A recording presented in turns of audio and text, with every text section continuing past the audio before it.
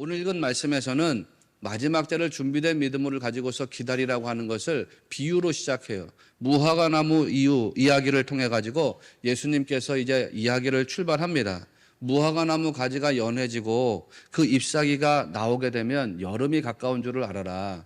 그렇게 징조가 있는 것처럼 마지막 인자가 나타날 때에도 징조가 있을 거다. 마지막 심판 때도 징조가 있을 거다. 그런 징조가 나타나면 이게 종말의 때인 것을 알고서 그거를 잘 봐야 된다. 뭐 그런 이야기를 하는 겁니다.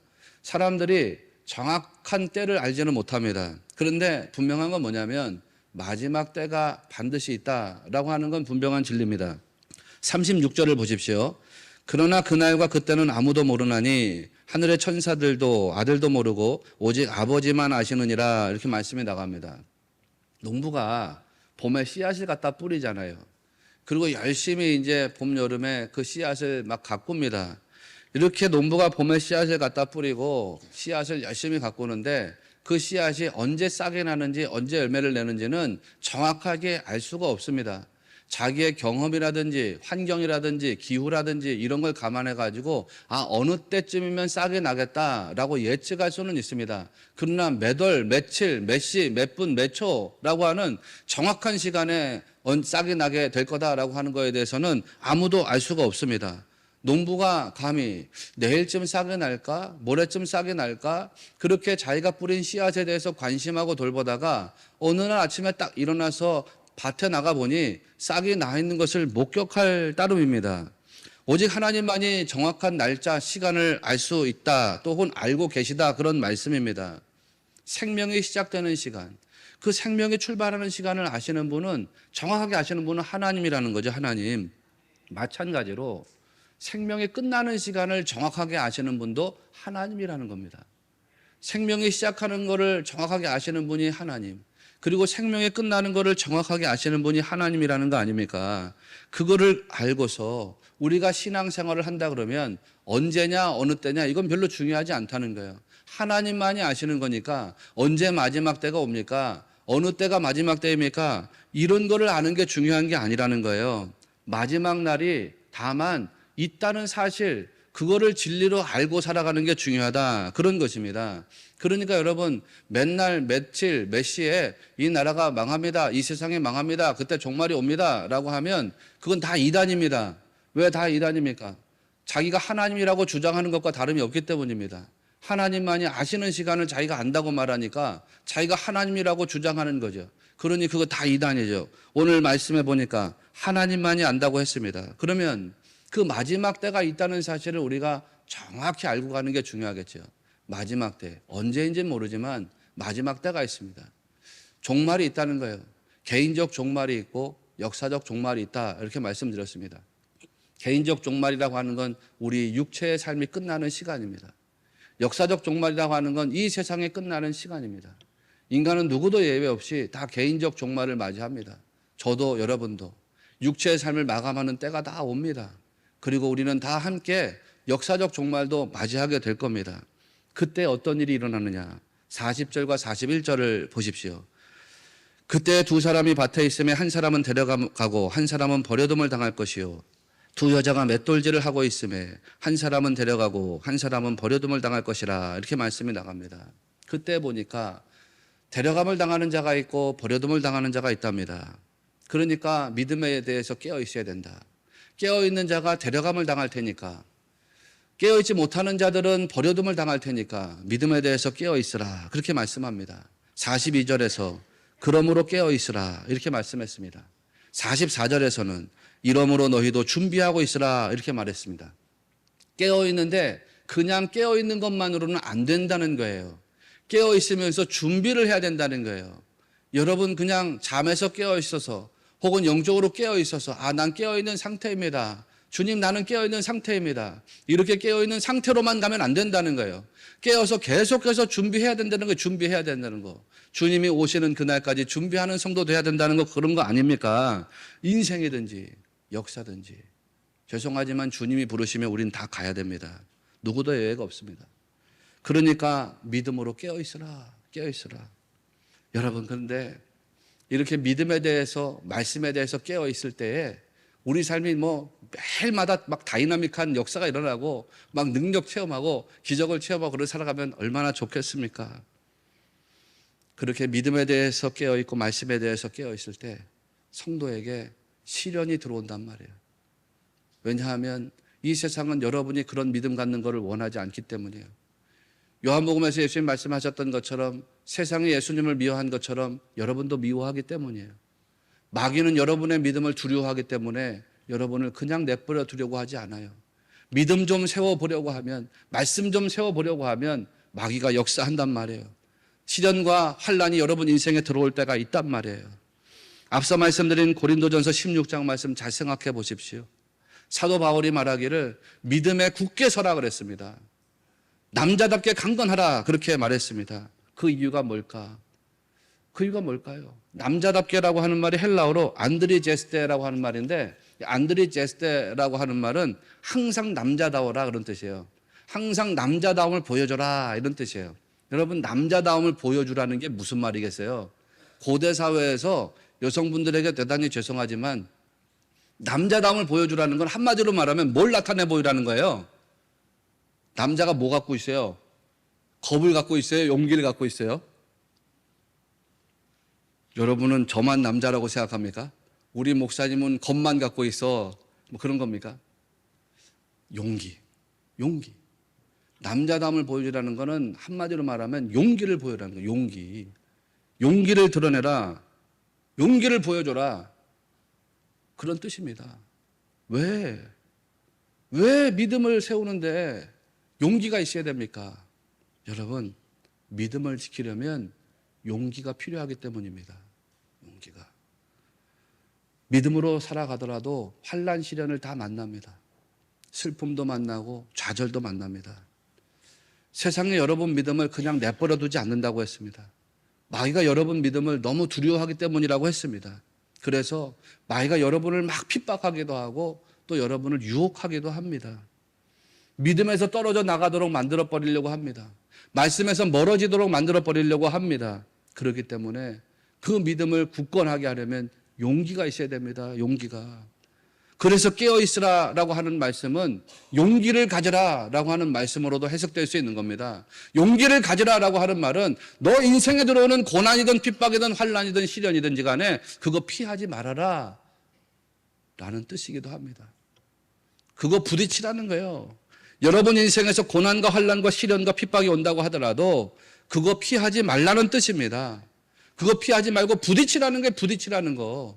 어떻게 우리가 내게 들어오는 환난과 시련과 핍박을 피하지 않고 부딪힐 수 있어요? 어떻게 우리 안에 그런 용기가 일어날 수가 있겠어요?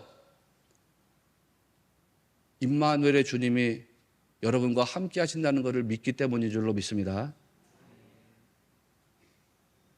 주님이 내 인생의 백그라운드가 되신다는 믿음. 주님이 여러분의 인생을 책임지고 있다는 믿음. 그 믿음을 가지고 사는 성도 되십시오. 그럴 때에 시련이든 환난이든 간에 부딪힐 수 있는 거예요. 피하지 않고 용기를 가질 수 있는 것입니다. 여러분, 임마누엘이라고 하는 말의 뜻이 하나님이 우리와 함께 계신다는 뜻 아닙니까? 하나님이 우리와 함께 계신다. 이 진리를 믿고 살아가는 성도 되시기를 축원합니다. 믿으셔야죠. 하나님 여러분하고 함께 하신단 말이에요. 그러니까 우리 뭐해요? 하나님 여러분과 함께 하시니까 여러분 하나님께 딱 붙어 있으면 됩니다. 붙어 있으면 됩니다. 임마누엘이라고 할 때에 히브리 말로 임이라고 하는 말이 함께라는 뜻이에요. 누구누구와 함께. 영어로 말하면 with예요, with. 그런데 이 임이라고 하는 말에 원래 어디에서 나온 말이냐면 아맘이라는 말에서 나왔어요. 아맘이라고 하는 말은 함께 있다, 결합되다, 이런 뜻인데요. 내가 호크마 주석을 보니까 거기에 이런 표현이 있더라고요. 그래서 여러분에게 소개해야 되겠다 싶었어요. 아맘이라고 하는 말은 그냥 함께 있는데 단순하게 함께 있는 게 아니라 이게 뗄래야 뗄 수 없는 관계를 강조할 때 쓰는 말이래요. 얼마나 기가 막힌 말입니까? 하나님이 난 임마누엘이야. 나 너희와 함께 한다. 그런데 이게 뗄래야 뗄 수 있대요? 뗄래야 뗄 수 없대요? 뗄래야 뗄 수 없는 관계라는 거 아닙니까? 이 세상 누가 오더라도 하나님과 여러분의 관계를 뗄래야 뗄 수 없답니다. 이거를 사도 바울이 너무나도 잘 알고 있었기 때문에 로마서 8장에서 말했지요. 다른 어떤 피조물이라도 우리를 우리 주 예수 그리스도 안에 있는 하나님의 사랑에서 끊을 수 없느니라. 아멘입니까? 네, 아멘이죠. 하나님 사랑에서 끊을 수 없대요. 이게 암암이래, 암암. 뗄래야 뗄 수 없다는 거예요. 여기서 조금 더 나가 보겠습니다. 여기서 조금 더 나가면 엘이라고 하는 말이 하나님이란 뜻이잖아요. 근데 이 말에 어원이 어디에 있냐면 아일이라고 하는 말에 있어요. 아일. 아일이라고 하는 말은 숫양이라는 뜻도 있고 나무라는 뜻도 있고 우두머리라는 뜻도 있어요. 여러분 기가 막히죠? 하나님이 숫양이 되신 분이 누구예요? 다르게 하나님이 어린 양 되신 분이 누구예요? 그렇죠. 하나님이 십자가 나무가 되신 분이 누구예요? 하나님이 우리 성전의 머리가 되신 분이 누구예요? 그렇죠. 예수님입니다. 예수님이 유월절 어린 양처럼 죽으심으로 우리를 구원하셨습니다. 예수님이 십자가 나무에 죽으심으로 저와 여러분에게 영원한 생명을 주신 줄로 믿습니다. 그러니까 여러분, 하나님이 우리와 함께 하십니다. 하나님이 우리와 함께 하시는 것처럼 우리가 하나님께 딱 붙어 있으면 되는 거예요. 어린 양 대신 예수님에게 딱 붙어 있으면 됩니다. 십자가 나무 대신 예수님에게 딱 붙어 있으면 됩니다. 그러면 주님이 여러분에게 힘이 되고 능력이 되고 지혜가 되고 용기가 되어 주실 줄로 믿습니다. 그래서요, 우리를 이 세상에서 승리하게 하시는 거예요. 이기게 하신다고요. 믿음으로 승리하도록 이끌어 주신다고. 나는 우리가 다 이거를 믿고 사는 신자 되기를 원합니다. 오늘 말씀 제목이 진짜 실력은 고난을 뚫고 나온다라고 했습니다. 그렇지 않습니까? 기업을 하시는 분들이 그런 얘기를 하더라고요. 진짜 강한 기업은 언제 나타나느냐? 진짜 강한 기업은 불황일 때 나타난대요. 호황일 때는 이 기업도 저 기업도 다 잘 되니까 이게 진짜 강한 기업인지 좋은 기업인지 잘 모른대요. 그러다가 불황이 되면은 그때는 진짜 강한 기업, 진짜 좋은 기업은 잘 나간다 이 말이에요. 그래서 그때 알 수 있대요. 나 그 이야기를 들으면서 그거 맞다. 그런 생각했어요. 전쟁을 치르기 전에는 어느 나라의 군대가 진짜 강군인지를 확인할 수가 없습니다. 그런데 전쟁을 치르고 나면 진짜 강군이 어느 나라 군대인지 확인할 수 있습니다. 그러지 않습니까? 시험을 치르기 전에는 어떤 사람이 진짜 실력자인지를 확인할 수가 없습니다. 그런데 시험을 치르고 나면 누가 진짜 실력자인지를 확인할 수 있게 됩니다. 믿음도 인생도 마찬가지입니다. 고난이 오기 전에는 모릅니다. 고난이 오기 전에는 이 사람이나 저 사람이나 다 믿음이 비슷해 보입니다. 그런데요, 그러다가 고난이 오면 누가 진짜 영적인 실력자인지가 드러나게 돼 있습니다. 고난과 시련을 통과하는 그 지점을 보게 되면 누가 진짜 영적으로 성숙한 사람인지 나타나게 돼 있습니다. 여러분 어떤 사람입니까? 나는 내가 우리 성도들 정말 좋은 믿음의 선진들이라고 믿고 있는데 나만의 착각이 아닌 줄로 나는 믿습니다. 고난 시련 여러분한테 막 쏟아져 온다고 하더라도 주님 임마누엘의 하나님 믿고 신뢰하면서 그거 다 넘어가는 성도 되시기를 축원합니다. 그게 우리 믿음이에요. 여러분 오늘 마지막으로 제가 이 말씀을 전하려고 합니다. 오늘 말씀에서 정말 중요한 단어가 나옵니다. 오늘 말씀이 때라고 하는 단어를 보면요, 이 때라고 하는 말이 참 다양하게 나옵니다. 그날과 그때는 아무도 모른다. 그때 누구는 버려지고 누구는 데려가진다. 때를 따라서 양식을 나눠줄 자가 누구냐? 생각하지 않은 날 알지 못하는 때에 그 종의 주인이 도착할 것이다. 말씀이 이런 식으로 나오잖아요. 이때 이 말씀들 속에서 시간이나 때를 말하는데 이 시간이나 때를 말할 때 헬라어로 세 가지 단어를 사용합니다. 오늘 이 이야기를 통해서 여러분에게 중요한 교훈을 전하려고 합니다. 우선 37절 말씀을 보면 노아의 때라고 하는 말이 나옵니다. 노아의 때. 여기서 이제 때라고 하는 말이 헬라 말로 헤메라. 42절 말씀 가서 보면 어느 날에 너희 주가 임할는지 알지 못한다 그랬습니다. 이때 날이 또 헤메라라는 단어입니다. 헤메라라고 하는 말은 보통은 이제 새벽부터 저녁까지의 시간을 말합니다. 그런데 우리가 새벽부터 저녁까지를 그냥 하루라고 이야기하잖아요. 오늘 아침부터 저녁까지 뭐 했어? 그러면 나 오늘 하루 동안 뭐 이런 식으로 나갑니다. 새벽부터 저녁까지의 시간을 말하는 건데 이걸 우리가 하루의 시간으로 이야기합니다. 하루 24시간의 시간. 그러니까 헤메라 그러면 그냥 시간입니다. 우리가 살아가는 시간. 그런데 잘 생각해 보시면 새벽과 저녁이라고 하는 시간은 어떻게 보면 하루의 시작이고 끝이죠. 우리식으로 얘기하면 새벽이 하루의 시작이고 저녁은 하루의 끝입니다. 히브리식으로 얘기하면 저녁이 하루의 시간이고 새벽이 하루의 끝입니다. 여하간 새벽과 저녁이라고 하는 것은 하루의 시작과 끝입니다. 그러니까 여러분, 이 헤메라라고 하는 말은 일종의 메타포입니다. 뭐를 알려주려는 메타포냐? 이 세상은 시작과 끝이 있는 시간 속에서 살아가는 시간이다 라고 하는 것입니다. 여러분, 이 세월 속에서는 시작도 있고 끝이 있습니다. 하나님의 역사와 하나님의 섭리가 나타나는 인간 역사의 시작이라고 하는 것은, 인간 역사의 어떤 삶이라고 하는 것은 시작이 있고 끝이 있습니다. 알파가 되시고 오메가가 되신단 말이에요. 자, 두 번째 나오는 말이 호라라고 하는 헬란 말입니다. 44절을 보십시오. 너희도 준비하고 있으라. 생각하지 않은 때에 인자가 오리라 그랬습니다. 생각하지 않은 때. 요 때가 이제 호라예요, 호라.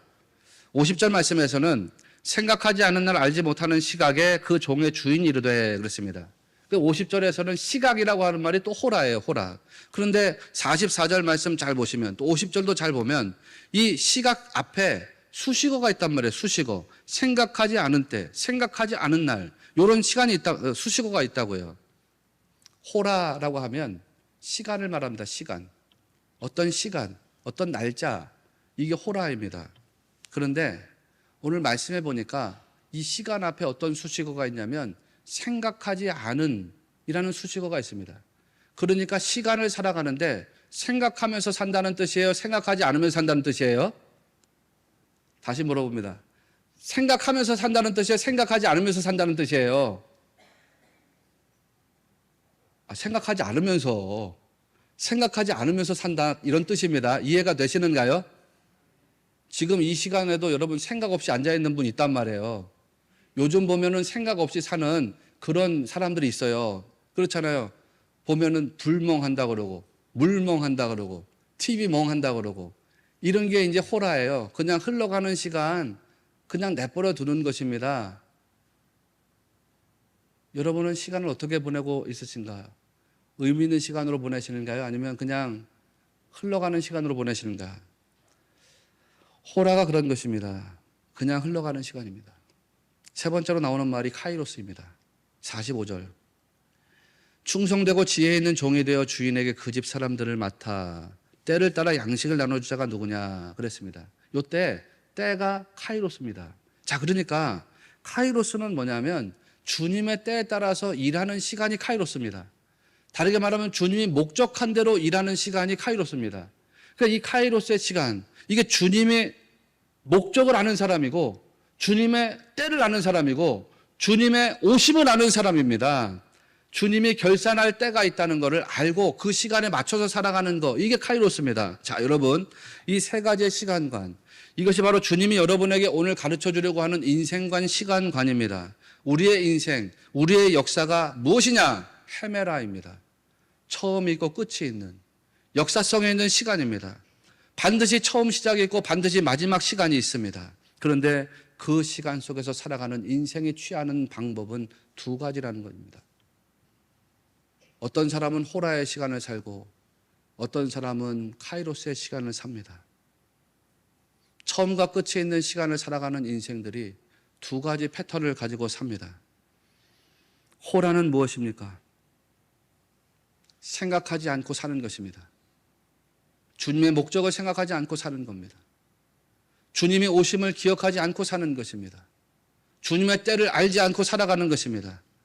그저 욕망을 따라 살아가는 인생, 육체를 따라 살아가는 인생, 이 세상 살아가는 현실이 전부다라고 알고서 살아가는 인생, 그게 호라를 살아가는 인생들입니다. 내가 그러니까 예배 시간에도 좀 깨어 있으라고 하는 거예요. 잠자다가 그냥 흘러가 버린다고요. 나중에 주님 앞에 가가지고서 울며 탄식해도 어떻게 될 수가 없어요. 반면에 카이로스의 시간을 따라서 사는 사람들은 다르다는 겁니다. 주님의 목적을 알면서 살아갑니다. 주님의 때를 알면서 살아갑니다. 주인이 종에게 사람들을 맡아서 때를 따라서 양식을 주라고 했는데 그 때를 알고 그 목적을 알고 살아가는 것이 그런 사람들입니다. 성도가 그렇지요. 여러분도 그렇고 저도 그렇습니다.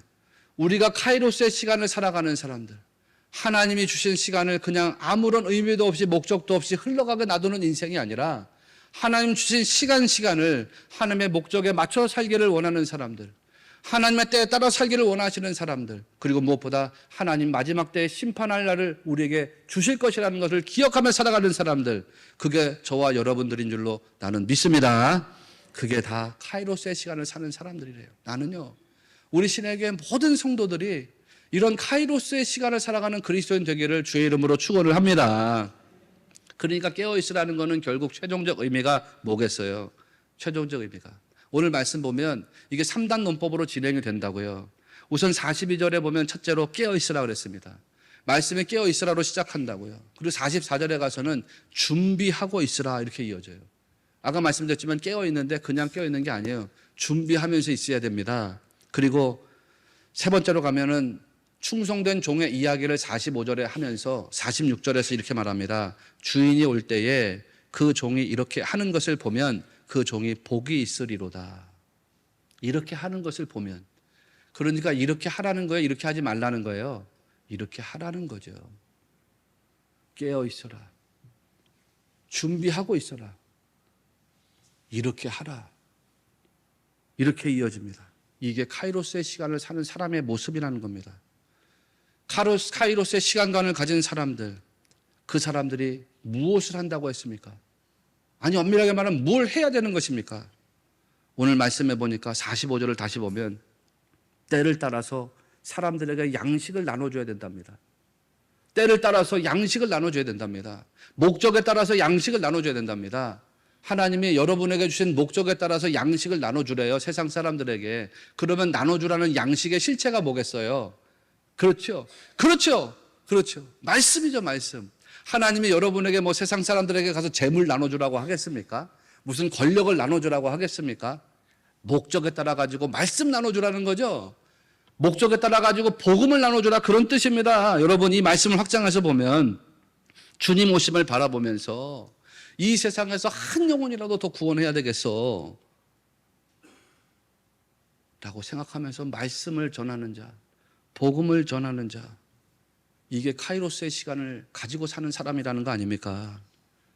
주님의 오심을 생각하면서 사는 인생인 것입니다. 여러분, 그러면 복음이 뭔가요? 복음이 뭔가? 지금까지 말하는 게 복음 아닙니까? 마태복음 24장 말씀을 기준으로 보면 이 세상 속에 심판이 있다는 거 아닙니까? 이 세상 속에서 심판이 있는데 그 심판을 피해갈 유일한 길이 그리스도에게로 들어가는 거라는 거 아닙니까? 지금 우리 인생들이 겪고 있는 일들, 이 세상에서 벌어지는 죽음과 재난과 전쟁과 기근과 온갖 전염병과 바이러스 이런 것들이 마지막 심판 때 징조라는 거 아닙니까? 징조. 그 징조들을 깨달아서 마지막 때가 있다는 것을 알고 그 마지막 때의 심판 속에서 영원한 생명으로 가려면 그리스도라고 하는 생명 안으로 들어가야 한다는 거 아닙니까? 그 생명 안으로 들어가야 심판이 우리에게서 떨어져 나가고 영원한 생명으로 우리가 올라가게 된다는 거 아닙니까? 이거를 외치는 자들이 돼야 된다. 이런 말씀입니다. 네. 그런 사람들을 46절에서 이렇게 말씀하고 있습니다. 주인이 올 때에 그 종이 이렇게 하는 것을 보면 그 종이 복이 있으리로다. 복이 있으리로다. 마카리오스. 여러분 기억하시죠? 팔복. 우리가 팔복할 때 뭐 계속해서 다뤘던 단어 아닙니까? 그렇게 하는 사람, 그렇게 카이로스의 시간관을 가지고서 복음이 흘러가게 하는 사람, 이런 사람이 복 있는 자는 최고의 행복의 사람이 된다는 것입니다. 최고로 복받는 사람이 된다, 이런 말씀입니다. 여러분이 이 복을 꿈꾸는 자들이 되시기를 주의 이름으로 축원합니다. 우리가 살아가는 시간들이 다 카이로스의 시간이에요. 주님의 복음을 증거해서 영혼이 굶어 죽어 있는 사람들 살려내라고 하는 그런 카이로스의 시간이에요. 여러분의 인생 의미가 여기에 있는 거예요. 때를 따라서 하나님이 여러분에게 직업을 주셨습니다. 하나님이 여러분에게 직위를 주셨습니다. 하나님이 여러분에게 관계를 주셨습니다. 그 모든 하나님이 주신 것 속에서 때를 따라서 나의 직위에 따라서 나의 직업에 따라서 내 삶의 바운더리에 따라서 내 환경과 여건에 따라서 양식을 주라. 말씀을 주라. 복음을 주라. 그게 우리 인생의 목적이고 의미인 것을 우리가 다 아는 성도 되기를 바랍니다. 그것이 우리의 꿈이 되기를 바라고. 그래서 결국에 은혜와 복을 받아 누리는 성도의 삶이 저 세상으로 거침없이 흘러나가게 하는 복되고 신령한 인생들이 다 되시기를 주님의 이름으로 축원합니다.